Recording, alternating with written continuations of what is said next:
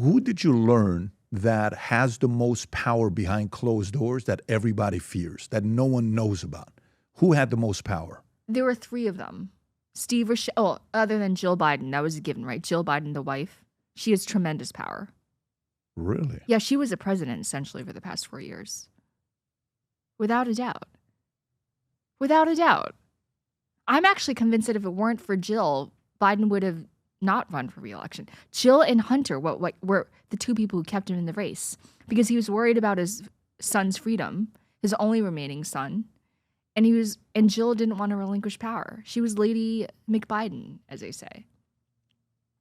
But the three people who had the most power, other than Jill, who's the obvious person, Steve Ricchetti, Mike Donilon, and Anita Dunn, the senior advisors. I was most close with Anita, who's actually very nice to me.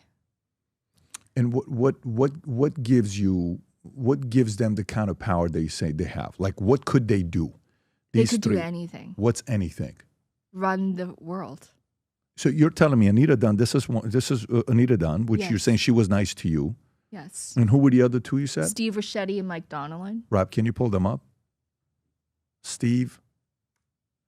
Did you say Ricchetti? Ricchetti? R-I-C. Right there. It's Italian. Ricchetti. Yeah. Political last served as counselor to the president Biden, who was also chairman of Joe Biden 2020. Ricchetti previously served as chief of staff to Biden during the Obama administration, deputy chief of operations under Clinton. In between stints in Democratic administration, Ricchetti worked as a lobbyist. And who was the last one you said? Mike Donilon. And what's significant about Donilon is that he was the one feeding Biden the fake poll numbers, saying that he could still beat Trump after the debate. Him right here. Him right there.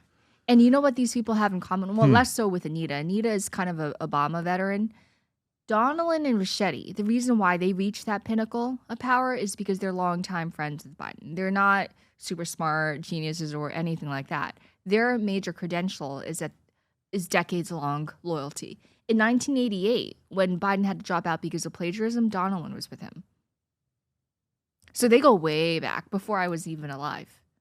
Got it. So two of them are loyalists to Biden. One of them, Anita, is a loyalist to Obama. But also a loyal. But she comes from Obama world, but she's also a loyalist to Biden. She prides herself on holding Biden's grudges. It's what she says, yeah. So Biden, he's mellowed out in his years. But Anita, she's a fighter. She was the person who came up with Dark Brandon. Remember that meme? Mm-hmm. Yeah.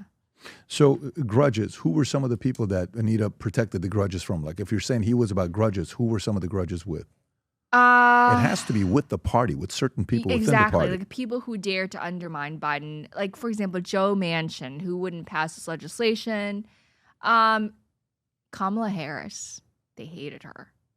Pre her running? Oh, while she was VP? Do you remember in the first couple years of the term, her office was constantly undergoing turmoil? Right.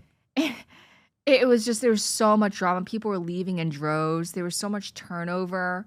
Anita Dunn and crew, they didn't think highly of Harris. She couldn't run her own office. And Ron Klain, who was the chief of staff at the time, he was replaced by Jeff Zients. He had to come in, exert control over the situation. So far, Manchin, Kamala. By the way, did Biden and Jill choose Kamala as the VP? Jill hates Kamala Harris. Always. Hates her. Recently or always? Viciously. Why? Always, because of the debate on, if I remember correctly, it was June 28th, 2019. I remember that. When the bus thing. I remember that. Exactly. Can you pull that up, Rob, if you're talking about the bus thing? Yeah. And the bus thing, I was with Biden the next day in San Francisco at a fundraiser, and he was shook.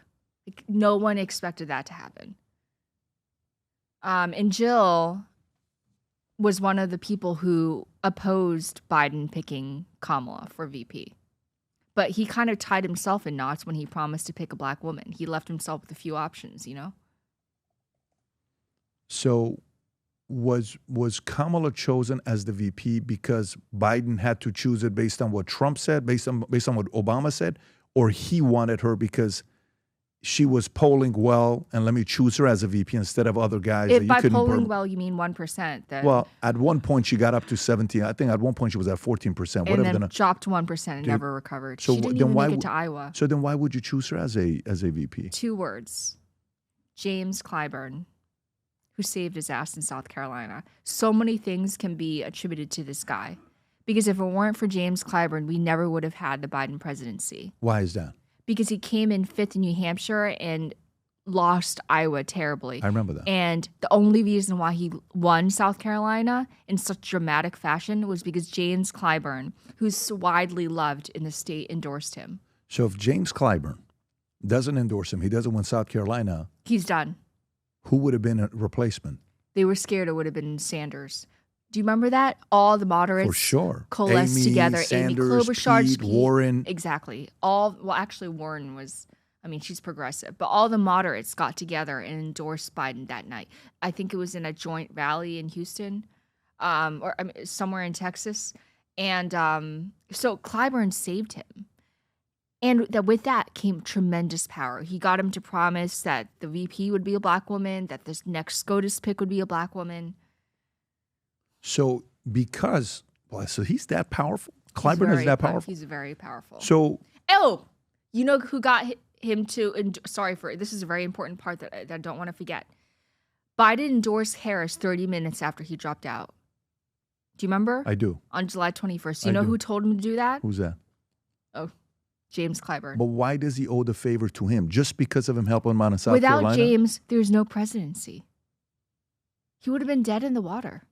Do you remember? Everyone wrote him off for dead after New Hampshire. It was that bad. He was losing to Pete Buttigieg. So is James Clyburn a person that's close to, is he part of Obama's camp or he stands alone on his own? He's very much part of Biden's camp. So he's not an Obama guy. He is. They're all there's so much overlap, but he's very much a Biden loyalist. The reason why so we got the 3 names. Rob, if you can go back to all the 3 names, Anita being one of them, okay? You had Anita as one. Then we had Stephen Ricchetti. Then you had Michael Donilon. When you say they could do anything, what were some of the things that they did that people feared? Because the question was, are they feared? My point is they were essentially the president behind the scenes, and Biden was just the facade. And that's why Mike would give the wrong polls just to make Joe think that he can win. He has a shot to keep running. So that Mike could continue in power. All of these people knew that this is a final gravy train, that they would never be hired by another. Can you imagine another Democratic candidate hiring these people? It just wouldn't happen. They are Biden creatures through and through. They realized that this was their last act. Wow. So what do they do now, though? What do they do now to make money? Are they lobbyists? Are I'm they sure working they're rich enough that they don't have to work again. Due to what? Because the job doesn't pay that well. Due to what? These are the same people who came up with Burisma and the fact that Biden pardoned his family on the last day, not just for the past year, but all the way back to 2014. These people, everyone that I just named, they're all part of Biden world. They're all the entire Biden world operation is influence peddling. I'm sure they're fine. James Biden was wrapped up in this failed hospital network business. They have businesses in Ukraine, China, all over the place. They're going to be fine. Well, something funny is the FBI agent that I was talking to at DOJ when they were dealing with the property that we bought, she was also suing Joe Biden's brother. For the hospital thing? Yeah, linked to it. Very weird. I'm like, wait, what? I'm looking her up. I'm like, she's suing? Who was this lady? Finally, we had many calls, and then eventually, when the property was finally on auction, we were able to find a way to pick up the property. Hey guys, I'm so excited to be on Minnect. I will answer any questions no matter what it is, whether it be politics, sex, your love life, family issues, whatever it is, I'm here for you. I want to be your friend. I want to talk with you and understand you. So please reach out. I can't wait to hear from you. Thanks so much, guys. If you enjoyed this video, you want to watch more videos like this, click here. And if you want to watch the entire podcast, click here.